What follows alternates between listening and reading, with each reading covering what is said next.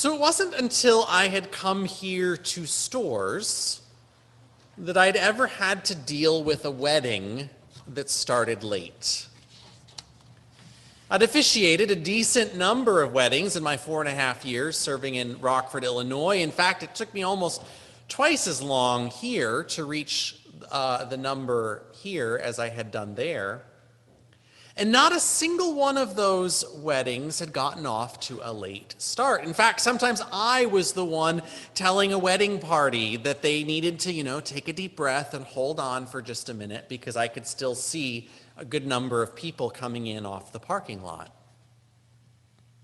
And so I was more than a little surprised when in my first year here in Connecticut, I had not one, but 2 weddings in a row. The very first 2 I officiated here at this church, both start about 45 to 50 minutes late. And now to give credit where credit is due, when a wedding starts late, especially that late, it is not the pastor or the officiant who's got it the hardest. By the time those couples finally walked down the aisle and arrived here at these chancel steps, it was our dear Tricia Snyder, organist extraordinaire, who had been playing prelude music pretty much nonstop for nearly an hour. I say pretty much nonstop because, in fact, at the first one, she finally had to stop at one point and go and get more music from her office in order to have something to play. It was after those 2 weddings, back to back in less than a month, that we added a punctuality deposit to the fee schedule for our weddings here. Now, some 9 years later, we can look back and lightheartedly joke about those delays. After all, in the grand sweep of eternity, those 45 minutes aren't a big deal, really. Although I'm sure that those 45 minutes did feel probably like eternity for Tricia. But what about it? What about when it is God upon whom we are waiting? What do you do when the delay is that of the divine? After all, when it comes right down to it, that is the delay that was faced by the first hearers of the parable that we have heard this morning. And it is that delay which we still face today. The scriptures of our Bible, they function in some senses what science fiction fans might call a wormhole or a temporal anomaly, sort of a tear in the fabric of space-time. Now, what do I mean by that?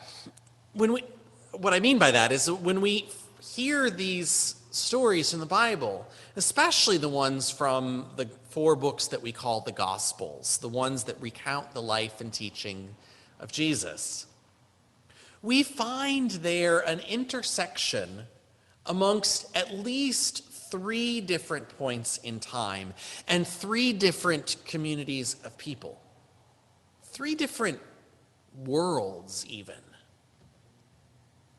One of those worlds is what is happening in the story itself, as it is told. At this point in the gospel story, Jesus knows that he is soon to be captured and killed. He's sitting in Jerusalem in those last days that led up to his crucifixion. And in those days, he's trying to prepare his disciples for what comes after his capture, after his death, after his resurrection, and yet still after that. And the promise is that he will come again. The stars will fall from heaven, he tells them, and the powers of heaven will be shaken. Then the Son of Man will appear in heaven, and then all the tribes of the earth will mourn, and they will see the Son of Man coming on clouds of heaven with power and great glory, and he will send out his angels with a loud trumpet call, and they will gather his elect from the four winds and from one end of heaven to the other. That's what Jesus told them in just the chapter before we heard today. And he followed that up with the admonition to them, keep awake, therefore, for you do not know on what day your Lord is coming. But you see, by the time the people for whom the Gospel of Matthew was first written down, but by the time they were on the scene, and that's the second world with which we meet in today's scripture reading, the world of an early Christian community some 50 or 60 years after the events of Holy Week and Easter. For those early Christians, keep awake, but those eyelids were starting to droop. The all-nighter that they were trying to pull was taking its toll. The question no longer seemed to be about whether they were going to have their stuff all together and ready in time, as if they could be caught off guard because Jesus showed up too soon. No, rather, the question was very quickly turning into one of whether he was still coming at all. I mean, did he get in an accident along the way? Did his GPS lead him off to some other destination? The Son of Man is coming at an unexpected hour, Jesus had said. But gosh, this waiting business is getting quite old. And we too, in our own times, this is, after all, the third world that intersects with the other two as we read scriptures, our own world today. And in our own times, we find ourselves in the same boat as regards what Jesus had promised as those first recipients of Matthew's gospel had. In fact, it's all the worse for us. You know, the original hearers of Matthew's gospel only thought that Jesus' coming again was getting to be a couple of years late. Well, those couple of years have turned into a couple of millennia, and we are still waiting, it seems. And that's true, my friends, even if you're not the type that is looking for some sort of apocalyptic end times, like you'll find in, some of that pop literature or in the rantings of some of those rather fringe groups. You don't have to be looking for that sort of coming again. We spend our lives waiting for the signs of God's presence in far more ordinary ways too. The disease that never seems to heal. The broken relationship that never seems to be able to be reconciled. The bonds of injustice that never seem to get released. Keep awake. Be always ready. We've heard those admonitions, but gosh, how long do we keep on waiting before we begin to doubt that the return, the restoration, the reconciliation, and yes, the rejoicing, that any of it will ever come? Now, I should pause here for a moment and acknowledge that for a good number of you, perhaps it seems a bit odd that this morning I would be talking about still waiting and still wondering whether the rejoicing will come. After all, I know that for a broad swath of us here in this congregation, not everyone, I know not everyone, but for a decent majority of us, yesterday and its news felt like a day of rejoicing and a long-sought end to our waiting. And indeed, regardless of your political philosophy or your usual leanings on any number of policy issues, as Christians, we should be among those championing honesty and compassion and basic standards of human decency. And we should be glad when such values seem to carry the day.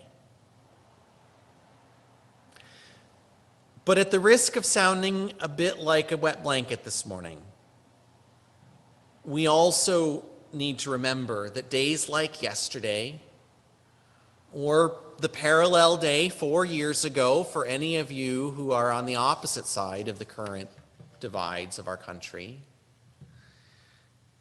that days like this are not, in the end, what we as Christians are waiting for, at least not in the ultimate sense.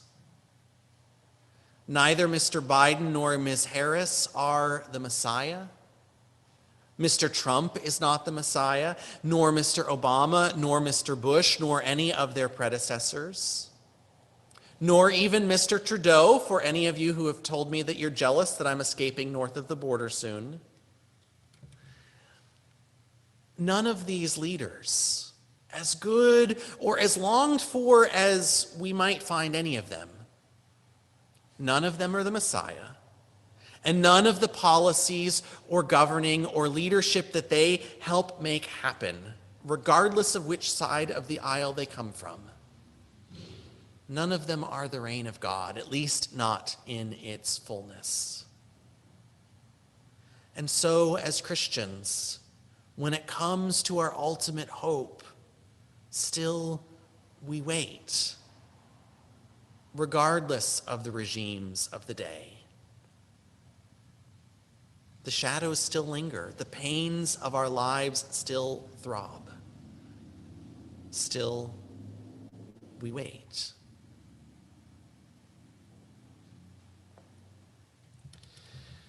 The only difference between the two groups of bridesmaids in today's story, the ones labeled wise and the ones labeled foolish, is about how prepared they were for the delay, how ready they were to endure that wait. All 10 of them came with their lamps. All 10, even the so-called wise ones, fell asleep when the wait became too long. All 10 heard the cry of the watchman and woke up. All 10 trimmed their lamps, were starting to get ready to join the procession. But the so-called foolish 5, they hadn't come prepared for the long wait. And that's where the crux of this scene hits us. You see, the invitation, the joyful feast, the gathering in of the people, all of these are given. They will happen, they are happening. But what's not always recognized is that all of it may, and in fact, most of the time does, come amidst the shadows and the pain and the delays. Foolishness, one commentator writes, foolishness means accepting the invitation to be part of the kingdom's celebration without being prepared for the waiting and the darkness that may still have to be endured. You know, even for any of you who find yourselves celebrating this weekend's electoral news, I hope that you recognize, and I imagine that you do, that there's still a long path, a long journey, a long struggle ahead. Dr. Dorhauer, in our message from the denomination, spoke to that healing work that still is needed. After all, remember, Jesus never promises us an easy path. He promises us a destination, a final, ultimate reality that is worth the journey. And so I'm wondering today, where do we find our oil supply? What is it that we need as individuals and as community together to sustain us in the waiting? How do we equip ourselves so as to not descend into despair in the delay? Perhaps we're yearning eagerly for some sign of God's presence in the midst of an immediate need, the pains and struggles of our day in and day out lives. Perhaps we are watching expectantly for nothing less than the new creation itself. Or perhaps, in our better moments, it is both of those things.